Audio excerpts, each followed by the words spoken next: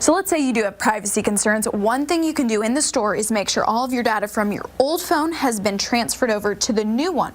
Once that's turning on and you see everything's there, go ahead and do a factory reset on your old phone. This is the last race in KCK at the Kansas Speedway for the season, and we are in victory lane right now. This is exactly where every race car driver wants to end up, especially Dale Earnhardt Jr. Now, this is Zach Pierce. He was actually robbed in Westport before he died back in September, and this is Deron Blackman, who was shot and killed on this day 1 year ago. Exactly what it's like to run into a tree, apparently, but exactly what it's like to drive an F-150 truck. Mike and Rhiannon, come 2:30 in the morning in Westport, the first thing you might want to do is jump in the nearest car and just ask the person inside, are you my Uber driver? But police say with Antoine Crosby on the loose, you need to take extra steps. Do you think we can do this newscast in Spanish? Are we on? Is it live? Are we actually on the air at this moment? Richard, this is all from a 2015 study that recommends that 4 fire stations would close, including the one behind me. You can actually see there have been some firefighters who have gathered, who have started their picketing process. They are holding up these signs that says, the city's burning us now, are you next? Of course, it is commemorating Dale Jr. They've got a lot of other fun things planned. I know I just told you it was 19,000 guys, but I got one. That means there's one less out there, so get here early. Police were investigating the city's latest homicide over at 76th and Monroe for hours. In fact, people living in these buildings say that they were frightened by waking up to a scene like this. Literally scared the hell out of me. I mean, death nearby. Yeah. I didn't expect to wake up and hear this nor see. Crime scene tape. When Toya Moore and Renee Williams woke up this morning at East Hills Village. Don't know which way to turn, who to trust, who to talk to, and it's just like a lot going on, Several neighbors heard gunfire go off around 6:20, and they say it sounded like firecrackers. They say whoever fired stopped and started shooting 3 times. One woman says that she was trying to help the man who was killed and that he was shot at least 4 times in the back. This is the 112th homicide in KC so far. Police have no suspect information. I mean, I wish that everybody would come to their senses and just stop it. Think about the future. Right. Think about the kids' futures. Times is getting hard for everybody, so hopefully everybody can just wake up one day and just see what's going on here. Officers are still looking for whoever is responsible for this homicide. If you have any information, you're asked to contact police. Reporting in Kansas City, Belinda Post, 41 Action News. Independence. That's where Captain Rick Winship got stage 4 cancer in 2015. He died just 6 weeks after getting that diagnosis.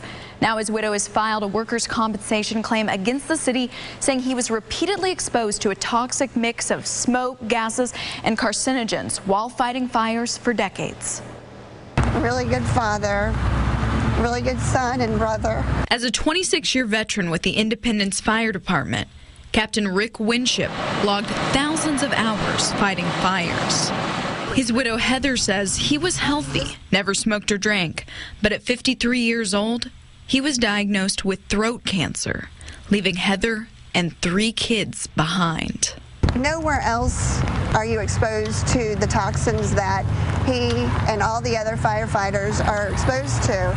That's why Winship filed a claim asking for workers' compensation. These studies are coming out daily on what firefighters are coming in contact with. Firefighter and union member Chris Fairbank says they're taking extra steps to keep Independence firefighters safe. We're washing all the debris that we may have encountered. They must wear their air tank during the fire and after when they knock down hot spots. We're using face wipes to wipe soot from the face, neck, hands, arms. Then they go directly back to the station, allowing us to change out our gear to an extra set of gear so we can get that washed, showering thoroughly, and getting a clean set of clothes. Even the culture of being a firefighter is changing. It was a measure of a good firefighter to have soot on their face, to have a smoked up or partially melted helmet that has caused cancer over the years. No other family should have to go through this, but they're in the profession to save lives.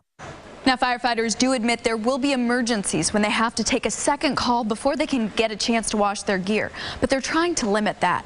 Now, at this point, the City of Independence has not paid Winship's widow any benefits, and the city said it cannot comment on this lawsuit. It's not going to sell guns to anyone under the age of 21, and the retailer says that this is a response to the shooting that happened in Parkland, Florida. It was a mass school shooting, and it actually sold a gun to the shooter. It says that it was saddened by this.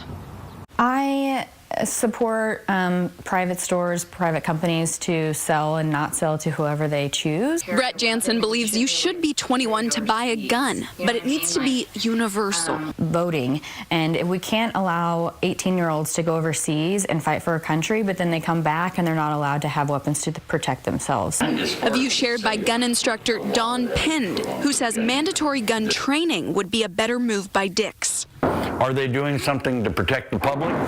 I don't think so. I really don't. He says most serious gun buyers who want an assault-style rifle won't go to Dick's, but a specialty store. Dick's also will no longer sell high-capacity magazines. I fire 10 rounds. All I have to do is, and I'm ready to go again. Now, how long did that take? Pinn says it only slows someone down a second. Former Army Ranger John Higgs is appalled by Dick's announcement and says the retailer is overreaching its boundaries. I swore to defend this country against all enemies, foreign and domestic. He says he fought to protect the Constitution, including the Second Amendment. But it's not the right to bear arms for hunting, it's the right to bear arms to prevent tyranny.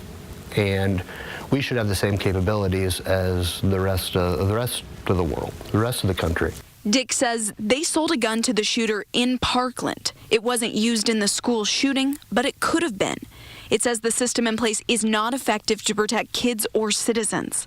A safe world is what Jansen hopes for as she watches her son grow. And I say that as a registered Republican, there needs to be some government intervention in this case to start regulating this more.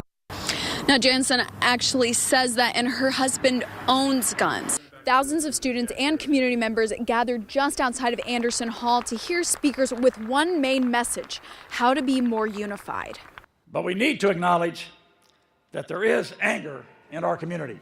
Kansas State President Richard Myers' words hit home for senior Michelle Briggs. I do believe that it's a family here at K-State, but I don't think it's being taken in the context of what family really means. Briggs says a family member wouldn't post a racist Snapchat in blackface. She had put on her Snapchat, "It finally feels good to be an N-word." It's a series of incidents like that that spurred today's Unity Walk. Speakers encouraged students to celebrate each other's differences because they're all indeed a part of the Kansas State family. The president of the Black Student Union, Daryl Reese, says these incidents are sad, but asks students to not lose faith. Do not forget who you are. Do not forget your history and where you come from. Do not forget what you have sacrificed to be where you are right now. Reese also asked students to look side by side, and if the person next to you doesn't look like you, they're still a member of your family, and you have to treat them that way.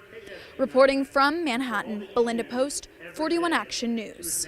One of the biggest marches came to the nation's capital with roughly 800,000 people calling for changes in gun laws in America. Many who showed up lived through or experienced school shootings in Parkland, Florida. The bottom line is our voices are being heard. We are making a difference, and the beautiful lives lost have not and will not be in vain.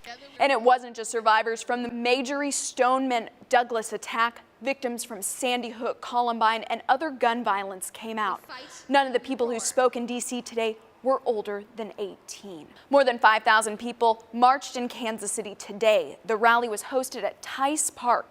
People of all ages demonstrated, with local students saying their motivation to call for this change is based on a fear of the next tragedy happening right here. When I see images of students, running and fleeing from a school shooter, it's hard not to think, when is that my high school? Students from around Kansas City organized today's march. Protesters wore bracelets and called for more gun control laws. Missouri Senator Claire McCaskill took part in the protest today. This is a picture of her at the St. Louis rally. She also tweeted that her sister marched in Columbia, Missouri today. Our coverage of today's rallies continues on our website, kshb.com. There we have more photos showing the thousands of people who showed up. And you can also look on to our 41 Action News mobile app.